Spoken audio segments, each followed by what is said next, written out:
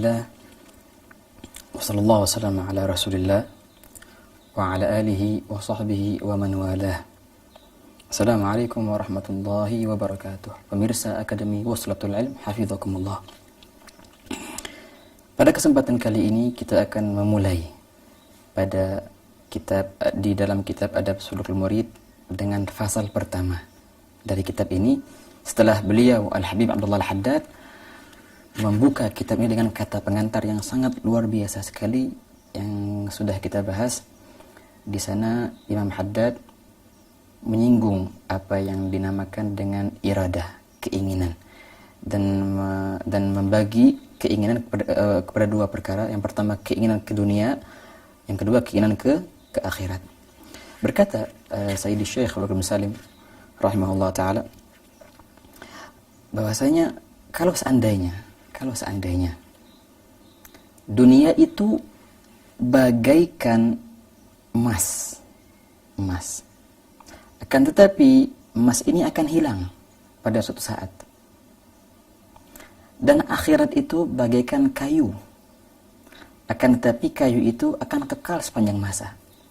Ketika seorang dipilih untuk memilih, coba engkau pilih, aku akan berikan kepadamu rumah dari emas, tapi hanyalah engkau tinggal di situ hanya 50 tahun sahaja contohnya, kemudian aku akan ambil kembali. Atau engkau memilih rumah dari kayu, akan tapi ini adalah kekal untukmu untuk selama-lamanya engkau juga dan sampai ke anak keturunanmu. Maka hendaknya orang yang mempunyai akal sehat, ia akan memilih perkara yang kekal walaupun itu kayu, dan tidak ma'gul dan tidak masuk akal sama sekali kalau seandainya orang ini memilih emas yang akan hilang. Beliau berkata, kalau seandainya demikian, bagaimana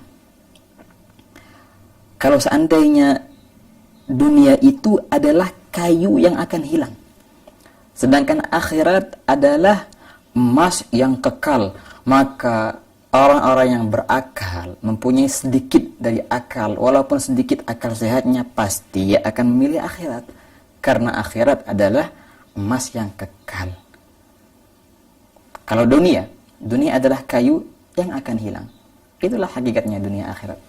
Maka orang yang berakal pasti ia akan memilih untuk menuju ke jalan akhirat. Dan dia akan berpaling sama sekali dan tidak menoleh sama sekali dari yang dinamakan dunia. Di sini Al-Imam Al-Haddad pada fasal pertama, sebelum beliau membahas masalah adab, tata cara orang menempuh jalan kepada Allah Ta'ala, beliau bahas asas dari semua itu. Sebelum ada keinginan dari hamba ini untuk menuju jalan Allah Ta'ala, dia mempunyai pasti ada namanya, dia pasti memulai semua itu dengan ba'ith. Apa arti ba'ith? Bisa kita artikan perasaan. Ketika hamba ini mempunyai perasaan bahwasanya ia perlu untuk menuju ke akhirat, perasaan bahwasanya ia harus meninggalkan dunia, maka ketika inilah hamba itu akan menuju, akan jalan, akan mempunyai keinginan. Kenapa? Karena telah terjadinya perasaan, karena dia telah mempunyai kesadaran, ngerasa bahwasanya ini betul. Tapi kalau seandainya dia tidak mempunyai perasaan tersebut, maka bagaimana dia akan mau jalan? Karena dia tidak merasa bahwasanya ini perlu. Maka asas dari segala itu adalah ba'ith, perasaan. Perasaan ini yang dinamakan ba'ith, Allah Ta'ala lontarkan pada hati orang tertentu. Tidak semua orang. Yang mana perasaan ini atau ba'ith tersebut, jikalau Allah Ta'ala lontarkan pada hati seorang mukmin, maka perasaan tersebut akan bergejolak di hatinya. Dan akan membuat orang itu, dan perasaan itu akan mengajaknya untuk iqbal ala Allah, untuk menuju kepada Allah Ta'ala dan ke jalan akhirat, dan juga i'rad, dan juga berpaling dari dunia dan apa yang semua makhluk masyghul, yang bersibukkan dengan perkara yang fana tersebut.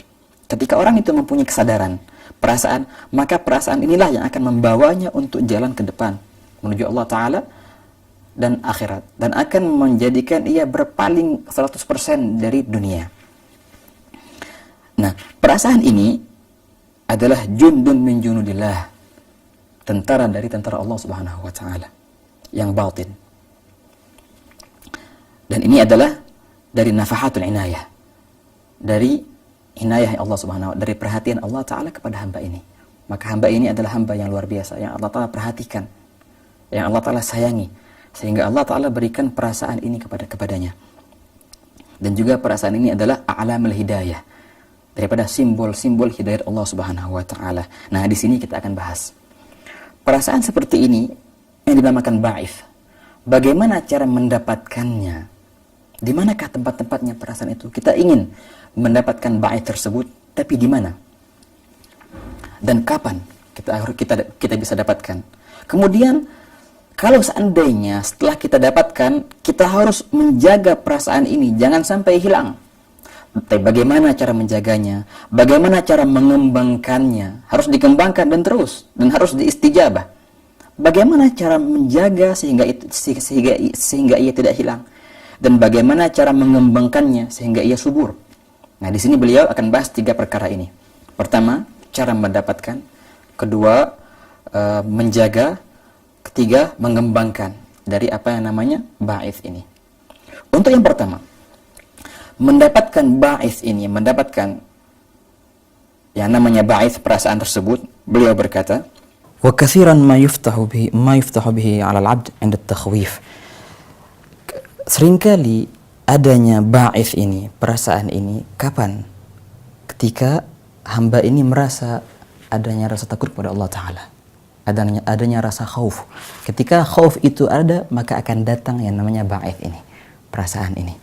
Juga wat targhib wat tashwi', ketika hamba ini juga datang kepadanya perasaan targhib, keinginan untuk ibadah, maka akan datang namanya perasaan ini juga.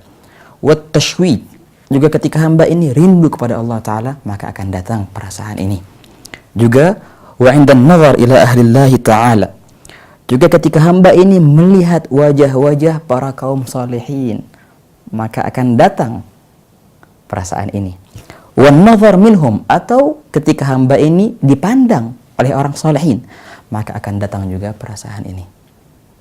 Nah, ini semua adalah tempat-tempat yang biasanya datang ba'ith ini. Ketika ia takut, ketika ia rindu kepada Allah Ta'ala, ketika ia melihat para kaum salihin, ketika ia dilihat, dipandang oleh kaum salihin. Nah, ini adalah tempat-tempat yang biasanya datang perasaan tersebut. Beliau berkata, waqad yaqa'u bidun sabab, akan tetapi kadang-kadang datangnya ba'ith ini, perasaan ini, kadang-kadang biduni sabab, tanpa ada sebab musababnya. Semua ini adalah karunia dari Allah Subhanahu wa ta'ala. Akan tetapi seorang hamba wajib baginya untuk mencari. Tidaklah hanya ia menunggu sahaja. Beliau berkata di sini, akan tetapi kita wajib untuk mencari curahan rahmat Allah Ta'ala untuk mendapatkan dari perasaan ini. Wal intizar wal irtigabu biduni ta'arud wal luzumil bab humqun wa qabawah. Dan barang siapa yang hanya menunggu sahaja tanpa ada berusaha untuk mendapatkannya dan tidak menunggu dengan semestinya, maka ini adalah daripada kebodohan pada orang ini. Hanya menunggu saja, tapi dia tidak berusaha. Nah, di sini telah ada Nabi SAW bersabda dalam hadisnya, inna li rabbikum fi ayami dahrikum nafahat ala fata'aradu laha. Sungguhnya Tuhan kalian Allah Ta'ala pada hari-hari kalian mempunyai nafahat, mempunyai curahan rahmat, maka fata'arradu, maka carilah rahmat itu. Maka wajib bagi kita untuk mencari rahmat itu, bukan hanya menunggu sahaja. Walaupun betul kadang-kadang ba'ith itu datang tanpa sebab musabab, tapi kewajiban seorang hamba adalah mencari. Cukup sekian pada halaga ini. Insyaallah kita akan bahas pada halaga yang akan datang cara untuk menjaga perasaan ini, juga untuk menyuburkannya bagaimana. Insyaallah. Wabillahi taufiq wal hidayah. Wassalamualaikum warahmatullahi wabarakatuh.